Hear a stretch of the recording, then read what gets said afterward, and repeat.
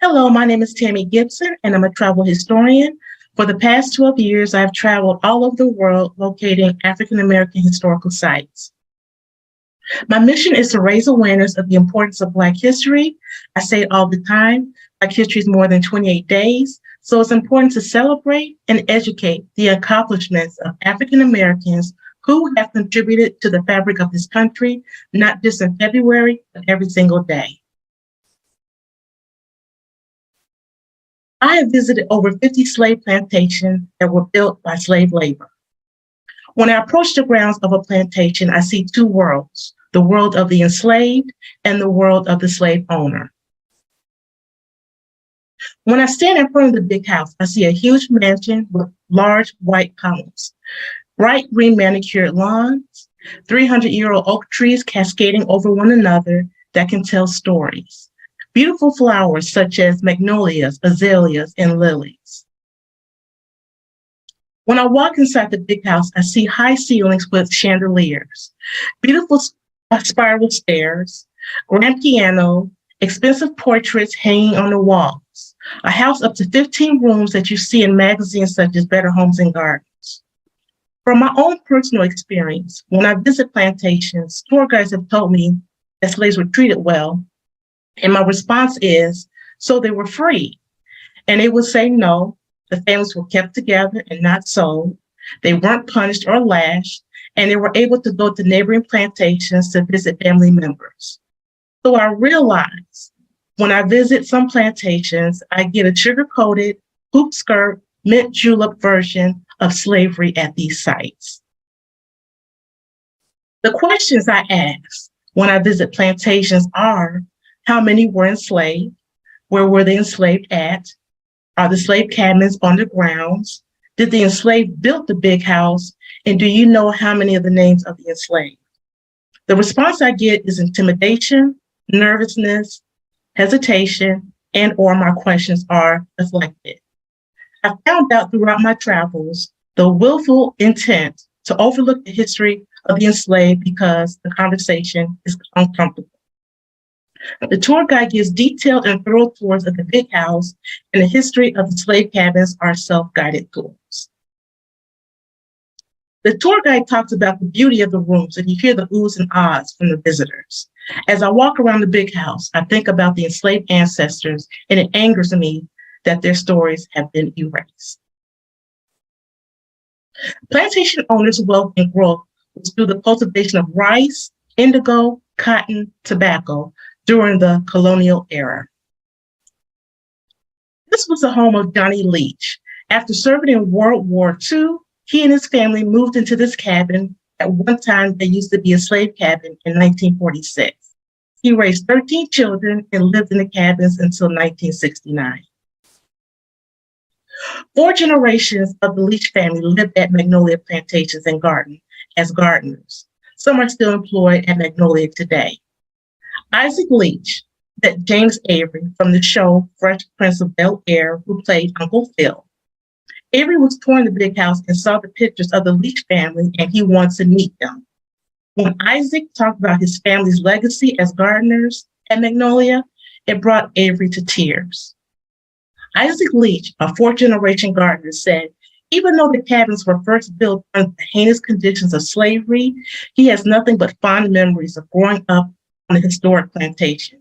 He said we would build bonfires right in the middle of the grounds and stay up playing hide and seek until 2 or 3 a.m. in the morning.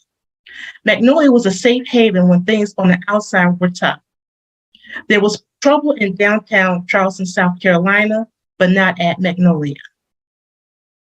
I'm standing next to a privy or outhouse. Some plantations have privies on the grounds for the enslaved. If there's no privy, the enslaved will go into the woods. The corn cobs were used to wipe yourself. Also, leaves and grass were used as well. Privies were usually several feet away from the slave cabins to avoid the smell. A reminder of slavery can be found in plain sight historic sites. The fingerprints of the enslaved left on the bricks. Whenever I visit a plantation and it was made by bricks, I always look to see if I can find a fingerprint. So seeing fingerprints is a lasting reminder of the people who were enslaved on these grounds. This is Betty Curse. She is the fourth great-granddaughter of James Madison, an enslaved woman named Corinne. She is author of the book, The Other Madisons, The Lost History of a President's Black Family. Curse's mother told her to always remember you're a Madison. You come from African slaves and a president. I have slept in 15 slave cabins through the Slave Dwelling Project. It's important to preserve and tell the story of the enslaved and the history of the slave cabins. Before we go to sleep in the slave cabins, we sit around the campfire and have uncomfortable conversations about race and police brutality. At an overnight stay, while having uncomfortable conversations around the campfire, around 11 p.m., there was a wedding reception going on in the big house, and I kept seeing large coach buses passing by. Heard the song by Katy Perry, Fireworks. I thought about the enslaved either trying to get some sleep, to get up early in the morning to toilet in the fields, or around the campfire, think of how to escape. And there's a party going on in the big house, and here they are enslaved. When I'm sleeping in the slave cabins, I'm laying on a wooden or dirt floor. It's pitch black. You can't see your hands in front of your face. I can hear the wind through the cracks of the slave cabins, the sounds of animals throughout the night. If the weather is cold, I'm freezing because the cabins are not insulated. And if it's hot, I'm bitten by mosquitoes. I don't get any sleep. When I walk into the slave cabins, I think about the inhumane story these cabins can tell. I touch the deteriorated walls and the original floors that the enslaved walked on, slept on, made love to on, and had children. A lot of things go through my mind. How did they endure a lifetime in bondage? Some plantations are now starting to have programs to talk about the history of slavery and the enslaved. There are plenty of times I've done tours and I don't see any Black storytellers or interpreters that talk about the enslaved community. I also do demonstrations as an enslaved laundress. There were 10 steps to do the laundry. The laundress had to build the fire, sort, bat, boil, wash, rinse, air dry, iron, mend, and fold. There was no way that one laundress can do all the laundry. She would have to have other enslaved women, including her children, to help her with this difficult task. Part of my travels are locating Black cemeteries. I have visited over 1,000 grave sites. Many have been abandoned, destroyed, illegally exhumed, or under commercial buildings. After a program at James Madison Montpelier, I attended with several guests to go to a cemetery of the enslaved. Very little is documented about the enslaved in life and in death at Montpelier. The photo on the right are depressions of graves at Montpelier. The deteriorating causes of the graves to collapse, allowing the soil to settle. This photo was taken in 2002 by Matt Reeves, who works in the archaeology department at Montpelier.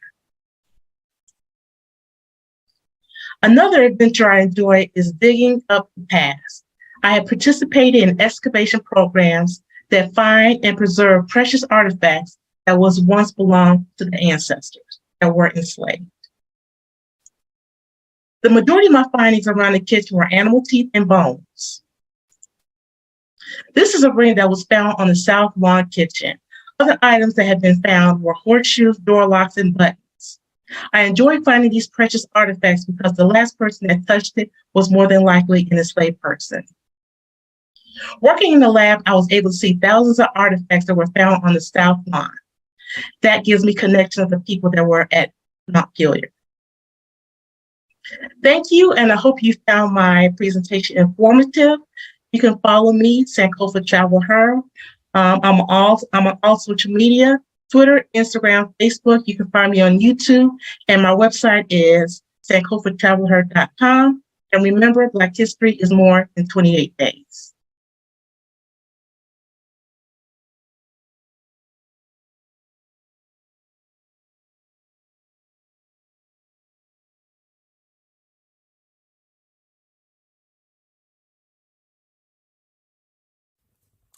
What does it mean to be an ally as we come into Black History Month and we contemplate allyship and we contemplate meaning, what does it mean to be an authentic ally?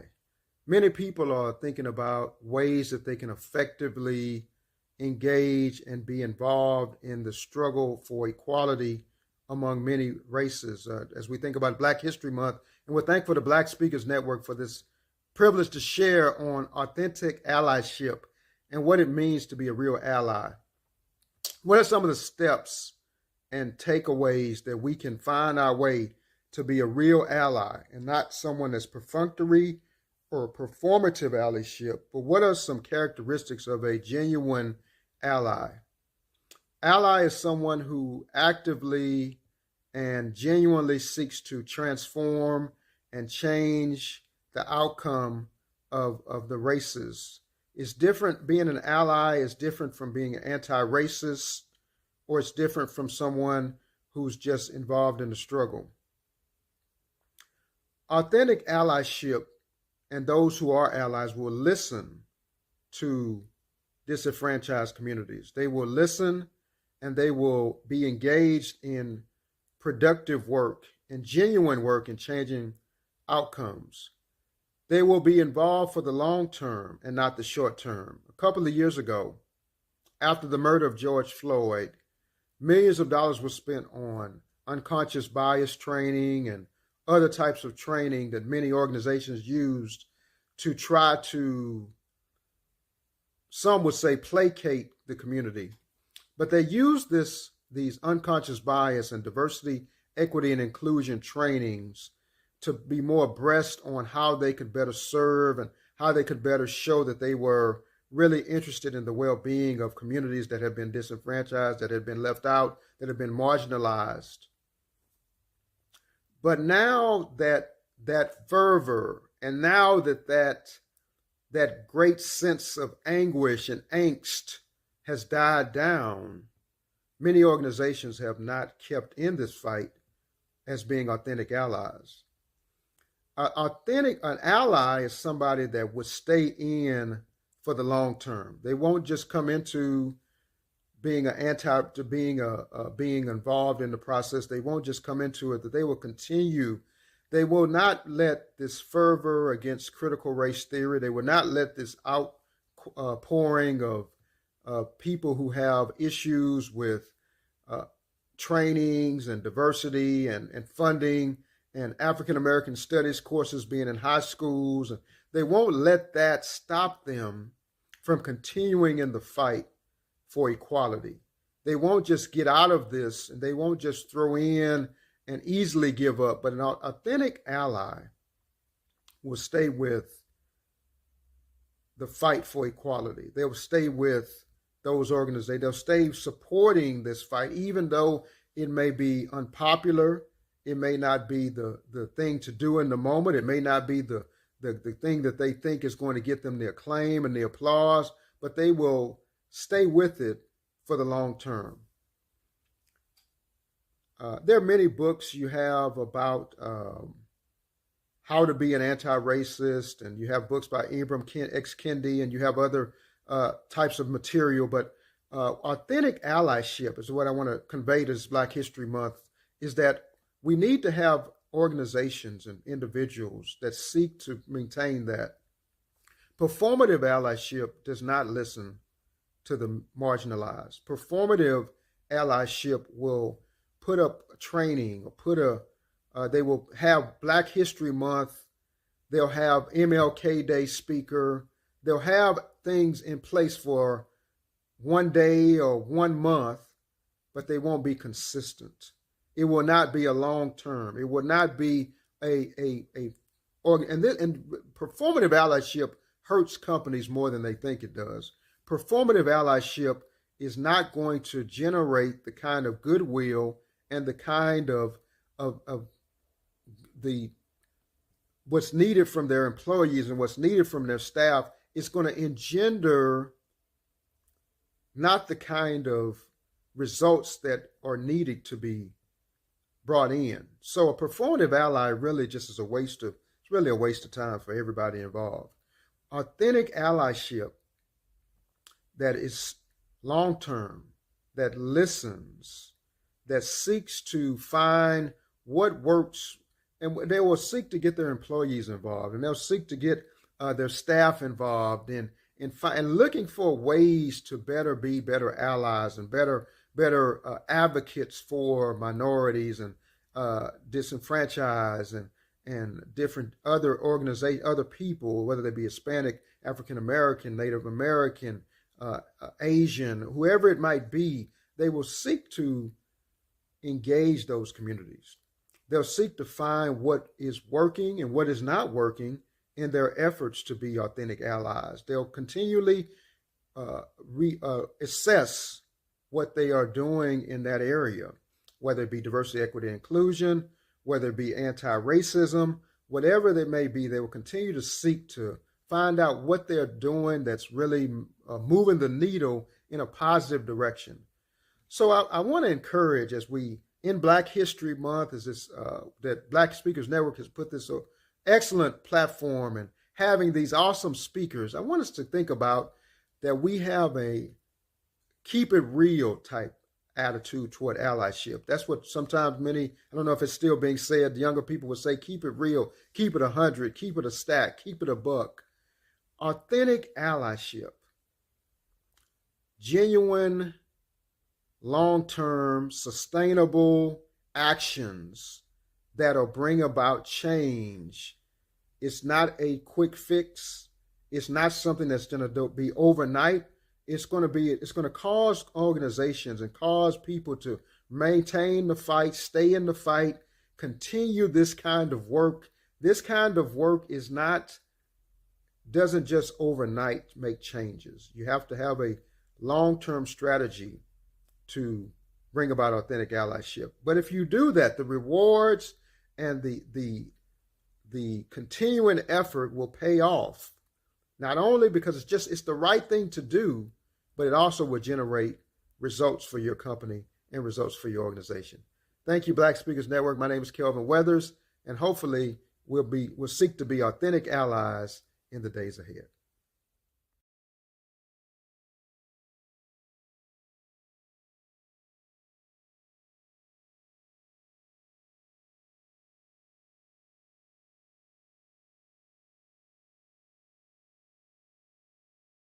Hey, I'm going to be talking about being Black on social media, the different shades of authenticity.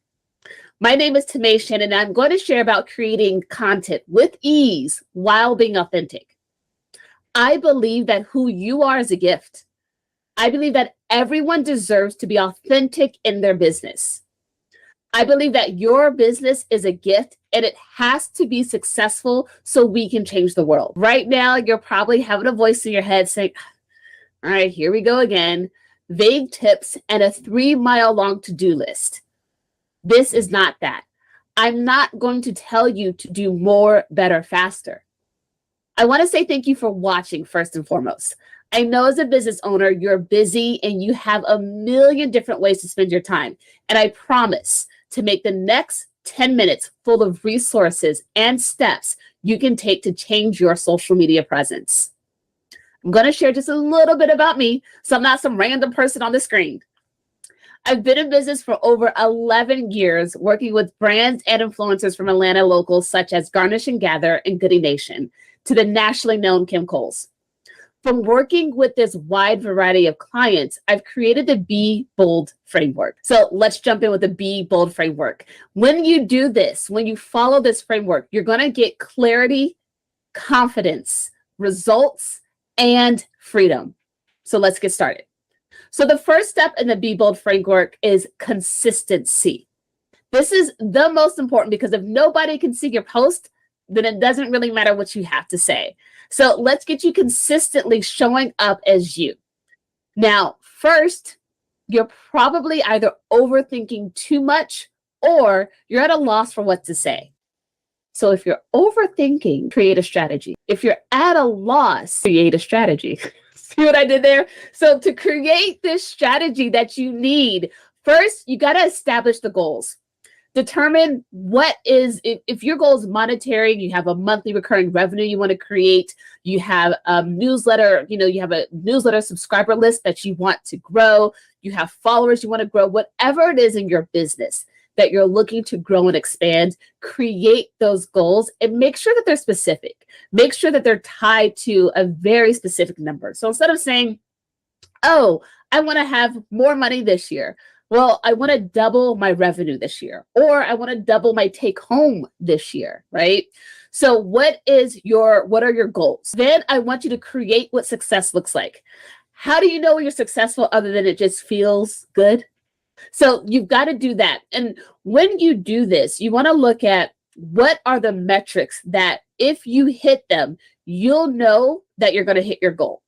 So for example, if I want to, let's say, make $100,000 this year, then I know that more than likely by the time that I reach June, I should have that about halfway, right?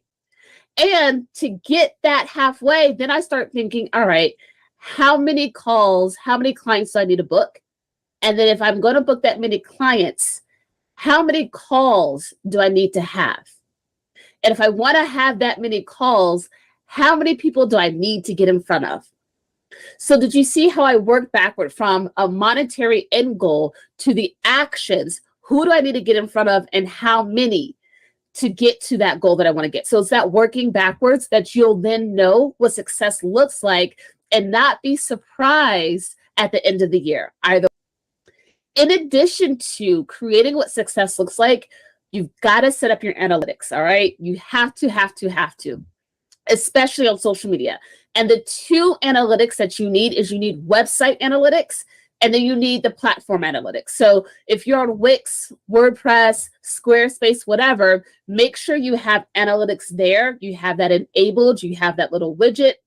And then for Facebook or TikTok or LinkedIn or whatever platform you use, make sure you do a monthly, if not weekly, especially around campaigns, checking on the analytics. And the reason why you look at both is because the platforms will only tell you one story.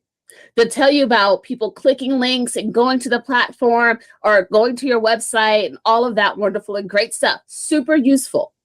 Your website analytics will tell you how those people on the platforms behave on your website. So you might notice that even though a lot of people from Instagram click through and buy products, that's all they do. They don't explore. While people from Facebook actually explore before they buy products. So you want to understand how your customer is engaging with your website. And that's why analytics is important. So the next thing in developing your strategy, determine the gap. What do you need to do now to get to where you want to be? Is it new hires? Collaborations? Is it a new website? Do you need to redo your social media? What is it? What actions do you need to take? And it could be as simple as you need a branding photo shoot. You just need more pictures. But what do you need to do now to get there? And then after you determine what the gap is, I want you to create content pillars. Content pillars, think of it as content buckets where you know that, okay, you're going to have an evergreen, some content that no matter what time of year or what's happening is relevant.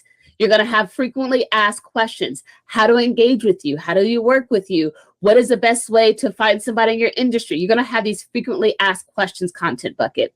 Then you might have a content bucket that addresses your products, how to best use your products, or how to best leverage your services. And finally, I want you to create your personal picture library. So there are days where we're on it and we feel good and we feel amazing. Take pictures on those days. Go ahead and take a couple of selfies, take a couple of 7-second videos.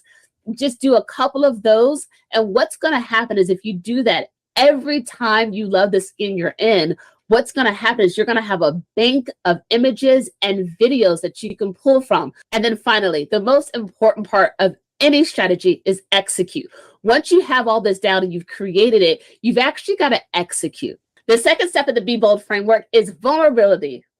Now, when I say vulnerability, I do not mean that you say on Facebook, I had steak and eggs for breakfast this morning. It's not being vulnerable. That's not it. But you can weave in a story. You can weave in a lesson about, like, for example, When I had steak and eggs this morning, it reminded me of the time that XYZ, or what's important to me is XYZ, or I'm so grateful that I can spend time with my kids at breakfast, XYZ, right? So it's not the sharing of what you're doing. People don't care about that, right? It's the why behind it. So that's how you open up.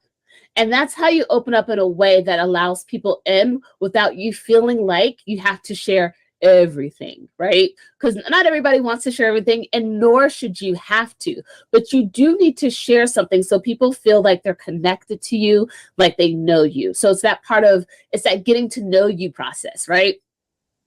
And what you're really doing is you're sharing the impact of your identities on how you view and perceive the world. So you might be like, oh, it's a cookout. A cookout just happened. And they're like, oh, I don't know if I want to share about a cookout. No, share about the cookout, because what that's going to do, it's your secret sauce. Really, it's how you view the world that really draws people in. And you might say, well, I don't want to scare people away, or I want to appear professional. And just consider where your idea of professional comes from. And if you look at it, LinkedIn did a campaign not too long ago, early last year, where they were redefining what professional means. So don't fall back on, oh, I want to present myself professionally, as a way to not share who you authentically are, because that's what people are coming from, that's what people are coming for, is the authenticity. That's what people want. And then finally, listen. That is a third part of the Be Bold framework, is listening. So it's super easy as entrepreneurs to keep our own counsel, but that creates big blind spots. So when you listen, you're doing things like checking the comments on posts. You're seeing how people are responding to your content. You're seeing what kinds of conversations are happening by following hashtags, whether that's on TikTok, LinkedIn, Instagram. Follow those hashtags and see what people are posting. And if you don't know of a good place to start, do some hashtag research on Flickr. And it's FLICKR, Flickr. It's a great hashtag research tool. And for that, above all else, is the reason why people want to work with you, is because they resonate with you. And the more you show up and share yourself, the more those doubts and those mind gremlins that tell you not to show up, the more that they get quieted. So if this feels like I covered a lot or what's super fast, it did. Follow me on Instagram, W2S Marketing. Go ahead. I like to talk a lot there. So go ahead and follow me. I'll make sure to engage and interact with you. And if you have any questions or you need a free strategy guide, go ahead and DM me and I can go ahead and send it to you. It's been a pleasure. And I trust that you walked away knowing that you are the reason. You are the one that people have been waiting for, and we're waiting for you to show up.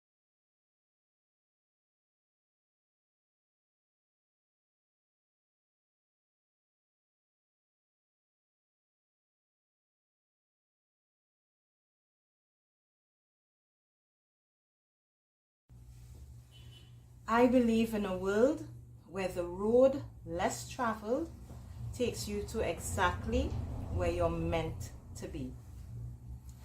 I am so happy that I have this amazing opportunity to be with you today to share of my experiences as a woman in waste management. Trust me, this road has not been easy at all. But I am so proud of the fact that I have this opportunity to be here and that I have this amazing opportunity to run a mission-driven business in Trinidad and Tobago, if you can tell by the accent already. I'm now an award-winning entrepreneur being featured on every major media platform in Trinidad and Tobago, and also being recognized for my work internationally. I'm a proud children's book author. It's my fourth, I say that's my fourth baby. I have 3 biological children, that one is the 4th one. And I get to continue to inspire and to motivate. But it wasn't always this way. You see, when I started out in this space, I never even imagined that I would be here. working in waste? What? Yeah, Jesus, not me. The other people, not me. I never thought that I would fit in this space that I knew was dominated by men. When I recalled my first experience of going to the landfill, my boss saying, Shan, I need you to go talk to the guys on the landfill for me. I can't go today. You're going. Getting to the landfill and here, no, we don't want to talk to you. Where's your boss? He can't come today? All right, tell him we'll wait for him tomorrow. Go back to him and him saying, no, you need to go and tell them what I said. Day 2. Oh, he can't make today. Oh, let him know that we'll come back tomorrow. He could come tomorrow. It's okay. We'll wait. Went back to my boss again, feeling even more defeated than I did the first time. Feeling as if I can't do this. This man isn't understanding how hard this thing is. These people don't want to listen to me. Me? Why would they? Went back to his office. Shan, they need to listen to you. Your voice is important and you matter. Go back. So here's what, right? I am here today to talk to y'all. I get that you want my boss, but you have me. Do you want your problem to be solved or no? Do you want to share your challenge or no? I'll wait. Feeling real proud that I was able to stand up to them. Oh, the third time is the charm, they say, right? But understanding that I needed to stand in my own power and in my own greatness and believe in me, because I didn't before. And so as I continue to navigate this space and walk this road, there are few lessons that I've learned along the way that I want to share with you. And I hope they remain with you and you use them in whatever space you are in. If it's IT, if it's waste management, if it's barbering, whatever space that you are currently in that is normally predominantly led by men, Caucasian or white men, or men on a whole, where you feel like you don't fit in, you don't belong. Let me share this with you. I want you to remember the acronym OPEN. But before I go into that, 3 things that I want to say. When you are working in this space, you need to remember that you lead with integrity, you listen to other perspectives, and you live with intentionality. You lead, you listen, and you live. But the acronym OPEN is also important. So if you don't remember anything else I shared with you today, I want you to remember what OPEN now means for you. O. Be open to hearing other people's perspectives. Yes, they are not your own. Yes, they may differ from yours, but be open. P.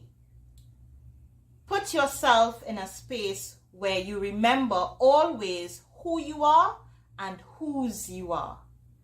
God gave you this mission for a reason. He put you in that organization, that one where you feel like you want to pull out your hair. He put you there for a reason.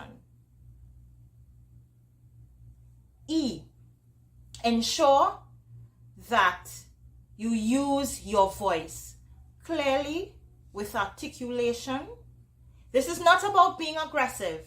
This is about using your voice in a way that allows you to be seen. It's weird that I say seen for your voice, right? But when you speak, it commands the attention that you rightfully deserve. And N, never, ever, ever, never, ever underestimate you and what you bring to the table. What you bring is important, it is valid, and it matters. You matter.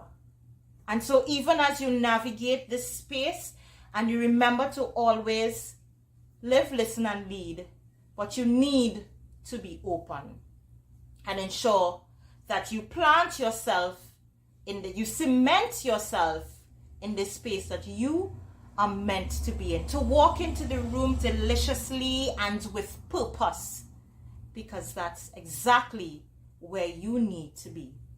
This road that is often not traveled by women in a male-dominated space is taking you exactly to where you need to be.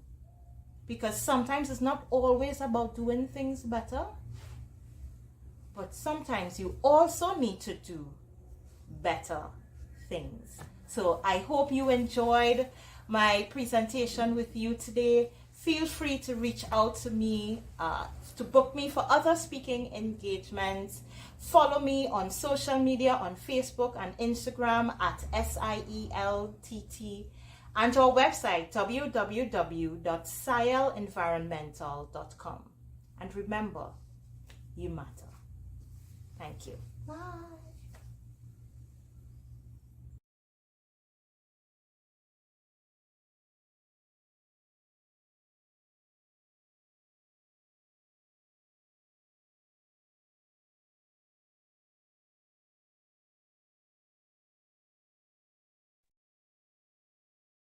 Hi, I'm Dr. LaTanya White, and I'm excited to be able to contribute to your Black History Month experience in partnership with the Black Speakers Network to teach you about how Black entrepreneurs and our families, how we can go beyond generational wealth and really work to close the racial wealth gap through these evidence-based, proven strategies to build Black dynasties. So what is a dynasty, especially in the entrepreneurial context? The dissertation research that I conducted actually demonstrated that a dynasty, or rather that a family, reaches dynastic status once there have been 3 consecutive generations of control. So not ownership, but control. And in the case of dynastic wealth versus generational wealth, there are some major distinctions that I'm actually excited to be able to share with you. Now, how did I arrive at this insight in this research?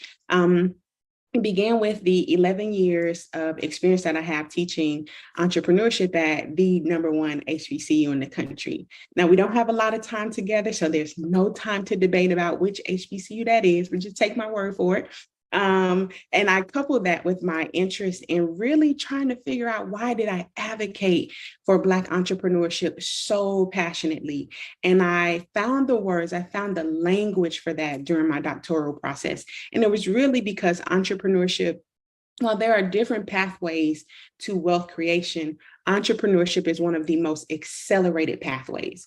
Now, when we're looking at how the wealth gap continues to widen and continues to perpetuate, it's not as much about creating wealth as it is about transferring wealth. And the research shows that there are these major distinctions between generational wealth, just as a general construct. And that is, mainly it focuses on one form of wealth and typically only being transferred by one direction. Dynastic wealth, on the other hand, really accounts for our ancestral narrative. It accounts for the things that our ancestors and even some of us have experienced, including structural racism and historical oppression. So one of those distinctions is the 3 consecutive generations of control. But let's talk about the directionality of wealth transfer. So again, generational wealth is typically from me down to my daughter. Dynastic wealth has 4 different directions that it will account for. And that's including from me to my daughter down, but also me across to my sister and to my cousins. I think one of the most empowering directions of wealth transfer for dynastic wealth is up. From me to my mom, my aunts and uncles, and even to my grandmother, who's still with us today. So there is the number of generations, there's the directionality, there's also the 5 forms of wealth. There are different forms of wealth that's being transferred, and not just the financial wealth or the financial assets. Now, to be clear, there will be no dynasty if there is no financial wealth. So for entrepreneurs, that's really about the technical assistance that you might receive from an incubator, an accelerator program, from an entrepreneurship course, or a business coach. But these other 4 forms of wealth, they're qualitative. So this is the first one, I think the most important one is spiritual wealth. And while this isn't couched or isn't based on any specific religion, it's the drive and the determination that the work you're doing as an entrepreneur, you're doing it for more than just financial gain. You're doing this because there's greater purpose for what you're doing and for the impact that you're creating. So from financial wealth to spiritual wealth, we get into this wealth of knowledge. And that's honoring the lived experience that we all have. And it's not just about only the entrepreneurs in the family. This is where every family member's voice, lived experience, insight, advice, failures, life lessons, that's where we take into account there is wealth in that knowledge. And we transfer that wealth of knowledge throughout the generations down, across, and up. So financial wealth, spiritual wealth, the wealth of knowledge, we get into intellectual wealth, and that's helping everyone develop mastery, like reach your highest potential and self-actualize.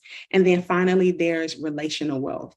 That's social capital. It's having someone who won't just drop your name in a room or who won't just get you a seat at the table. They're going to escort you into the room. They're going to make the warm introductions for you. They're going to ensure that you feel psychologically safe in that space so that you can be your very best self. So those are the different forms of wealth that create a dynasty. And for Black dynasties, that also means that we have to do individual healing, because I come from a Black family. And I know what it's like to try to talk to Black family members about money and death. So there's a healing, a sense of purpose, and a confidence that has to have taken place internally before we can have these conversations externally within the family. So the last distinction between generational wealth and dynastic wealth is how this happens. In what spaces do these exercises occur? And I am going to share one unpopular opinion, and I am going to charge you to consider making your last family reunion your last family reunion. Our dynastic counterparts, these high net worth and ultra high net worth families, they are not chasing each other down to get your money for your t-shirt or money for the meal at the scholarship banquet. They're having family retreats. And I invite you to learn more about what a family retreat would look like for your family. What are the dynamics of it?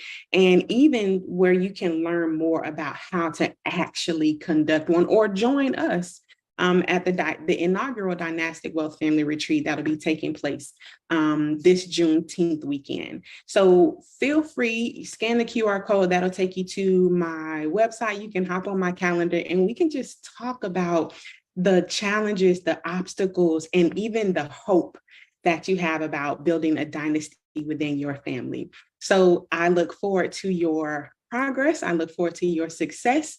And certainly, most of all, I look forward to you building a Black dynasty.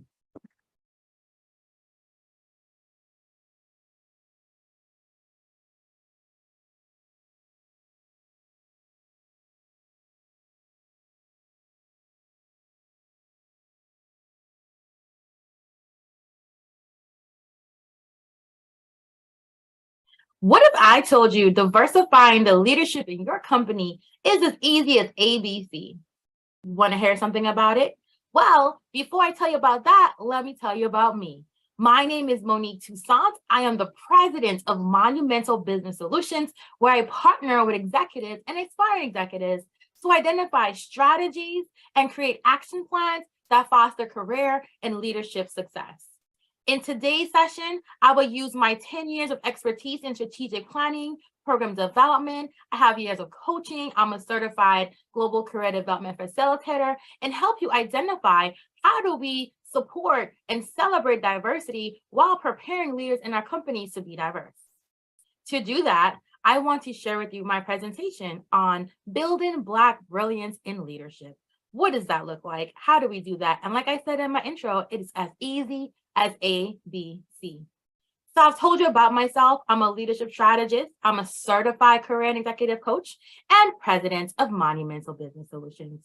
So as we start this journey, I want you to think about three things. What are the three things that your company can do to embrace diversity and empower leaders to grow? Well, I talked about ABC, so let me show you what that is. What does that look like? Assess. You want to assess it, you want to build it, and you want to celebrate. And what does that mean? I'll walk you through a couple steps today so you have something tangible at the end of this presentation that you can use and incorporate in your company. When we think about assessment and diversity, these are all the things that represent diversity. We always think about race, we're talking about Black History Month, but I want you to be intentional about disability, equality, gender, age. There are other things not on the graphic, orientation, religion, but as a company, do you just talk about diversity or are you acting about diversity? I use DEIA because in the federal government, we say diversity, equity, inclusion, and accessibility. And that translates into all companies. Is it a part of your strategic plan? Is it something actionable? Is there accountability? Have you looked at the career pathways that your company offers? Is your leadership aware of their biases, implicit and explicit, and do you have training in there for them? Additionally, you want to be clear about what your company is, what you have to offer, how you improve it, because the assessments will tell you what you need, but you have to be clear about what you want to accomplish and be clear about the legacy and the brand that your company wants to leave behind. So how do we build it? When we think about diversity and inclusion, we're always talking about recruitment. But what if I told you the executives you need are sometimes in the organization already? Let's think about your retention. Do you offer coaching? Are there diverse coachings? Do you offer mentoring? What about the affinity programs? Do they exist? Do your employees feel like they are seen and heard in your company? Do they have a safe space to be nurtured, to talk about the discrimination that does happen, whether we want it to or not, or acknowledge it or not? But do they have what they need to feel empowered to be successful and to be an executive in your company? And then are their leaders trained to embrace them, right? If we create a safe space for our employees, they won't leave us. They want to grow and be a part of our legacy. And then you want to recruit, right? We often talk about recruitment as the end all be all for diverse leaders, but a lot of times the leaders are within. And so if we build it, they will come, makes sense if they're not there. And if they're not there, then you do strategic recruitment. You target your outreach. You make sure that the diversity that you say you want is embodied in the images you show on social media and in your company documents and your branding and how you frame it, using appropriate language, thinking about how do I reach this market I say I want, and then appropriate onboarding. It's one thing to spend and invest thousands, if not, I don't want to say millions, a lot of money in recruitment, only for them to leave because you haven't onboarded them properly. So if you build the company that you say you want, you will make space for these diverse executives to either exist and be empowered and embraced to become executive in your company, or you go out and find them. And so we want to build it. And finally, we want to celebrate it, right?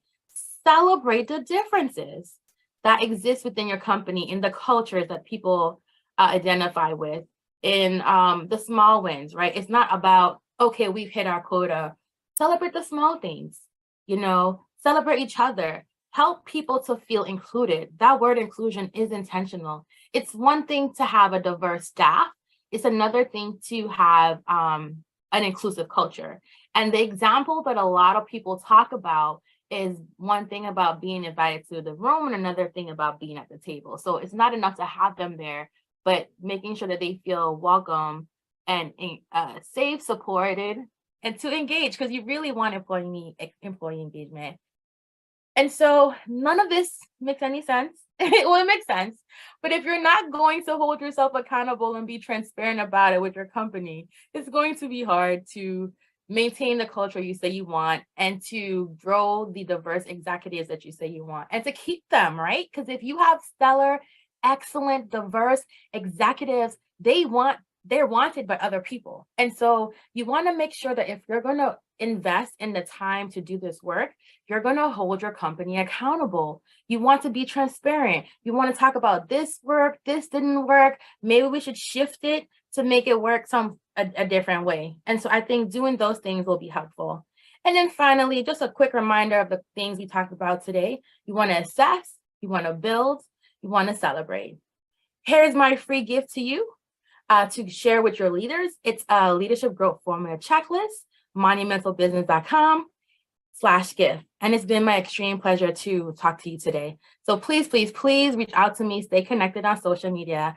It has been an immense pleasure to talk to you. And let's go ahead and build a pipeline of diverse executives. Thanks and have a great day.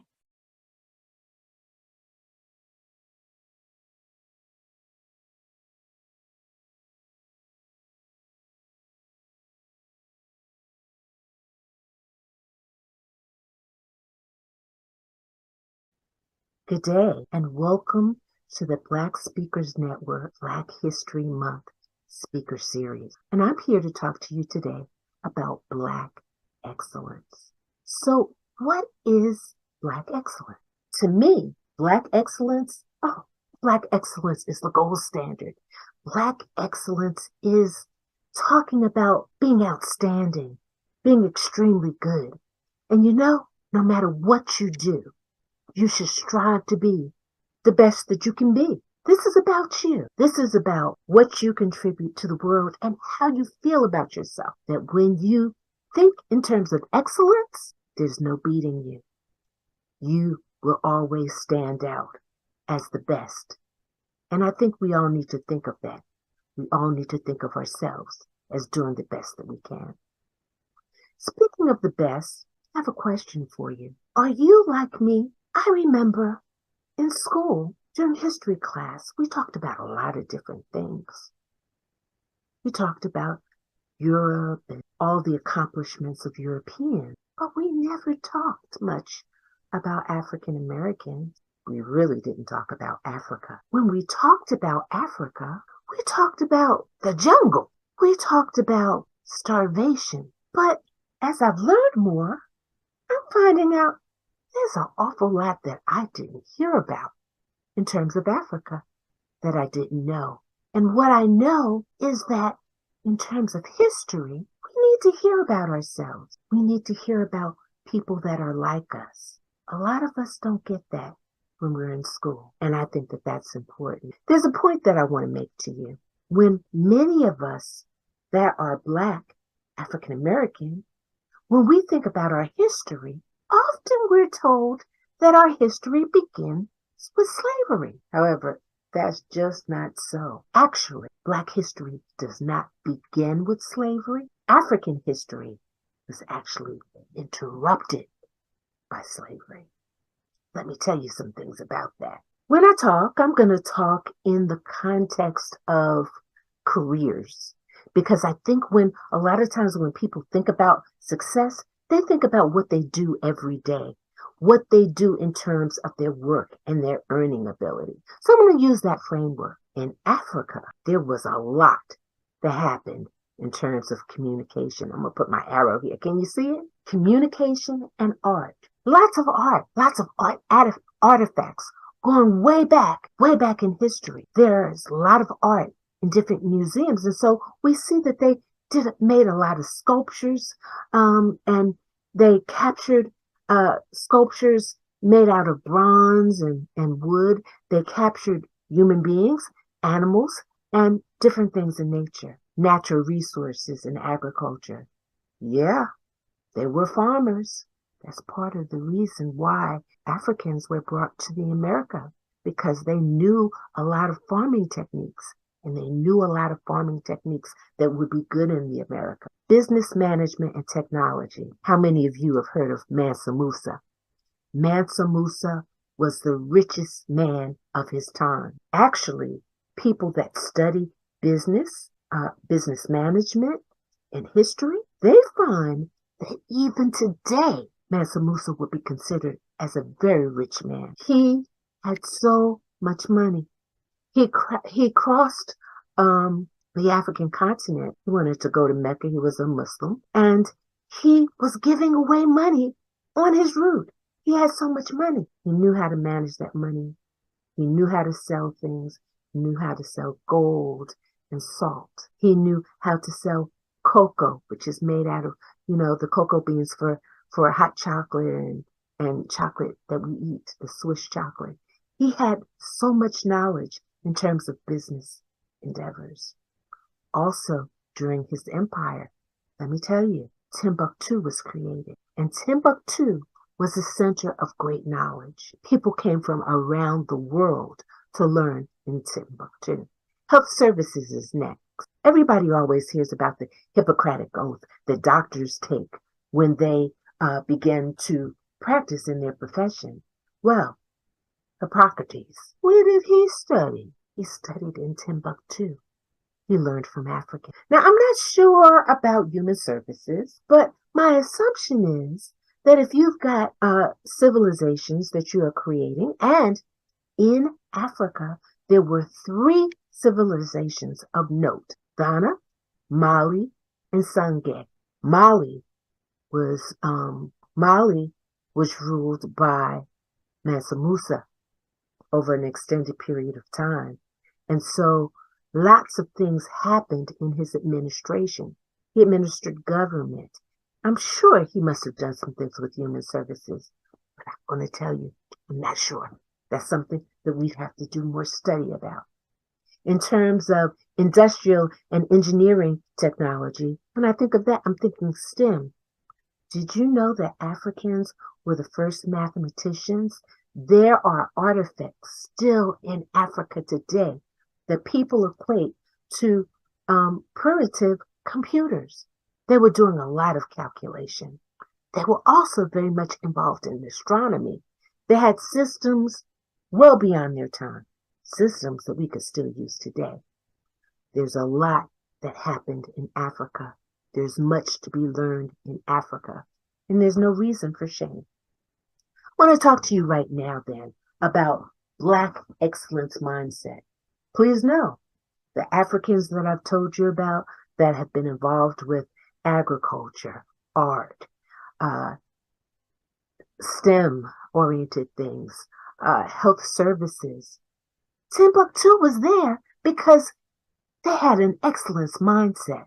But there's some pieces to this mindset that I want you to keep in mind so you can have your own Black excellence mindset, and you can encourage your children to have a Black excellence mindset. The first thing I want you to think about is faith. We must have faith and believe that it is only the Creator that is greater, and we can do anything. The next mindset issue, purpose. I want to read you a quote. This is from Dr. Samuel Du Bois Cook. He said, "Have a vision of excellence, a dream of success, and work like hell." In other words, have a purpose. Know what you want to do, dream of being successful in that thing, and then doing it. You know, of course, that that's going to require hard work. Self-determination. I've got another quote for you. This one is from Michelle Obama. "One of the lessons that I grew up with was to always stay true to yourself and never let what somebody else says distract you from." So when I hear about negative or false attack, I really don't invest any energy in them because I know who I am. So let's look at that in terms of self-determination. You have the faith that you can do something. You have a vision and a purpose. That's what you need to do in terms of having your mindset towards Black excellence. Creativity. This is one of my favorites. Lena Waithe, she says, the thing that makes us different, those are our superpowers. So here's what you need to know. You don't have to be like everybody else. Everybody has their own gifts and talents. What you want to do is you want to use your gifts and talents. You want to be creative in your gifts and talents. That's how you create new and interesting things. Different is good. knowledge. Knowledge is our last part of the Black excellence mindset. And so I want you to keep in mind Barack Obama, our former president. He said we need to internalize this idea of excellence. Now, many folks spend a lot of time trying to be excellent. You know what that means?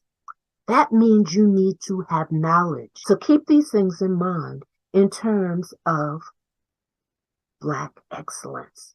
This is how you become excellent. First, you've got to believe. Thank you for spending time with me today.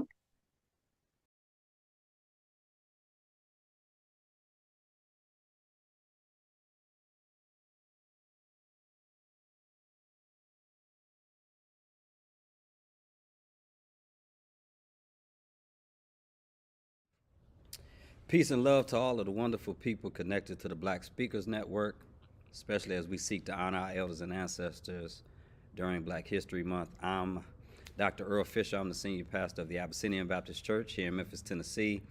It is a church that's affectionately referred to as the Blackest Church in Memphis and Shelby County. Simply means nobody's going to show up for Black folks, stand up for Black folks, and speak out for Black folks more than Abyssinian. And I am honored to have an opportunity to share some of my thoughts with us today. I want to open up a discussion for us around something that I think is pivotal and crucial to the moment that we are in and have been in for quite some time. So I would ask for us to think on the thought, Black liberation theology and the movement for Black lives, or what I like to call a match made in heaven. I recently wrote a book. It's entitled The Reverend Albert Clegg Jr. and the Black Prophetic Tradition. Shameless plug. I know that's what some of y'all are saying. Well, possibly. Bear with me. I mentioned the book in part because the figure, Albert Clegg, and the theoretical frames upon which it is built and situated speak directly to the broader relationship between rhetoric, race, religion, and the political movements of the past and the present. And the book speaks directly to the relationship between Black freedom, Black faith, and the Black Lives Matter movement today. That's why I feel like it's so valuable and necessary for us to have this discussion. While not as well known as he ought to be, at least in my opinion, Albert Clegg Jr., Jeramogi Bebe Ajaman, was a Christian minister who helped lead the call for a radical vision of Black nationalism beginning in the 1960s. He highlights the foundational relationship between Black faith and Black radical politics when he says, quote, "There's nothing more sacred to God than the liberation of Black people," end quote. Coupled with that foundational premise is another that's similar to it or quite like it. Clegg also has repeatedly said, quote, "In order for people to engage in a revolutionary struggle, they must first develop a revolutionary theology," end quote. I mean, I wish I had wrote that, right? What has become clear for me in the past several decades is that the Black church has not developed or maintained a revolutionary theology. If you know the Black church like I know the Black church, you're probably saying, like I'm saying, in fact, quite the contrary. What has been clear in the past several decades is that the Black church has not developed or maintained a revolutionary theology at all. Further, most Black Christians are reluctant to even identify ourselves as grounded in a faith that considers the liberation of Black people as sacred, or dare I even say necessary.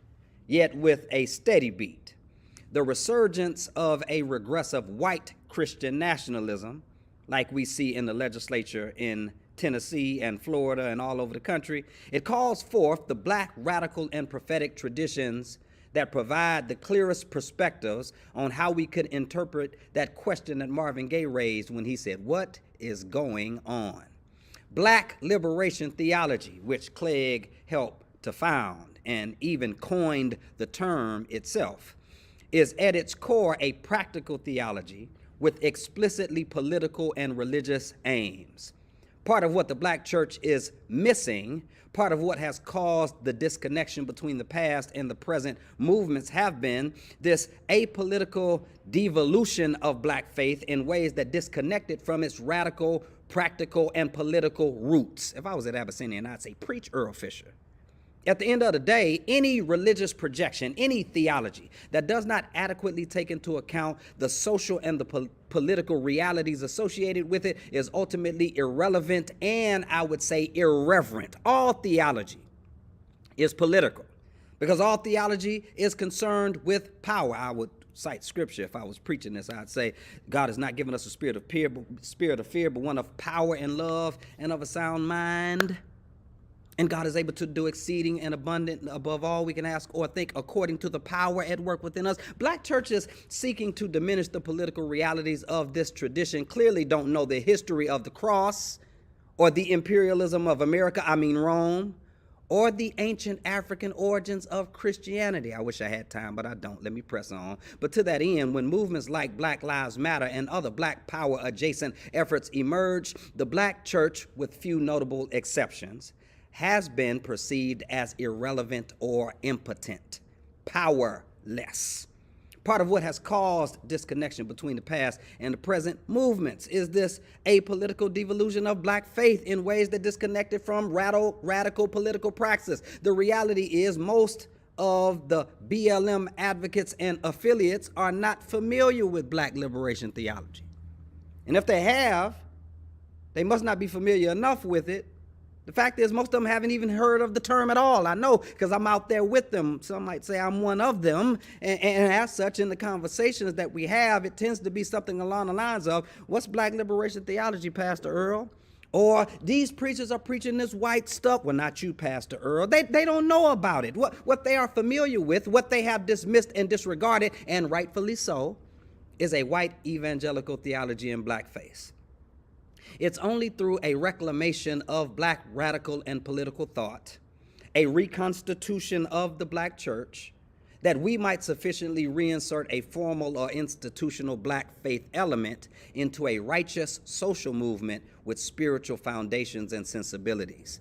This would be beneficial to both the movement for Black lives and the Black church as a whole. It would be a complementary encounter. The Black church can learn ways of adaptation, a reintroduction to the political foundations that made the Black church an anchor in the Black freedom movement in the first place, and Black Lives Matter as a movement can learn how to stabilize and sustain itself through its grounding in an institutional base, as well as a more structured and formalized ritual pattern, more substantive than empowerment brunches and self-care practices that border on superficiality. The intersection of BLM and the best of the Black church is exactly what revisionist history and whitewashed evangelical Christianity seeks to erase. Both exemplars of Black freedom take seriously what right-wingers decry as identity politics. What other kind of politics are there? Now, do our identities sometimes get in the way of more radical and revolutionary politics? Yeah, we could talk about that at another time. The irony of the whole identity politics saga is that the entire white nationalist apparatus and infrastructure is built on white identity politics. These are the politics ascribed and codified in the Constitution. That's why we need the 13th, 14th, and 15th Amendments. Normalizing and making invisible this structural and systemic inequity, one that always privileges, every single time privileges whiteness as a sociological and political benefit, is exactly what causes such resistance toward a politically empowered and informed Black church. It also rejects and resists any Black social movement like Black Lives Matter that is unapologetically grounded in a theology of Black liberation. This is exactly why elected officials across the country who subscribe to the politics of white evangelical nationalism have proposed and passed laws banning critical race theory. And they know about as much about critical race theory as most of us know about brain surgery. But they are clear that when we assess the content and history of law and politics in the country, the explicit theorizing of racism and its evil tenets, it renders the religion of white supremacy both unholy and hypocritical to a nation that is seeking to implement or claim the notion of democracy. The Lord's Prayer offers a requisite for political ethics and public policy by demanding that God's will be done on earth as it is in heaven. So do we believe that there is racism in heaven or sexism in heaven, homophobia and other social ills based upon people's sociological identity in heaven? Do we believe any of those isms are actually God's will? And if not, our duty is to create and work to create the world and the nation where these xenophobic ideologies no longer exist. Here's how we can do this. By reaching into the depths of the Black prophetic tradition and by standing firmly at the intersection of Black faith and Black radical politics, because it is indeed a match made in heaven. Peace.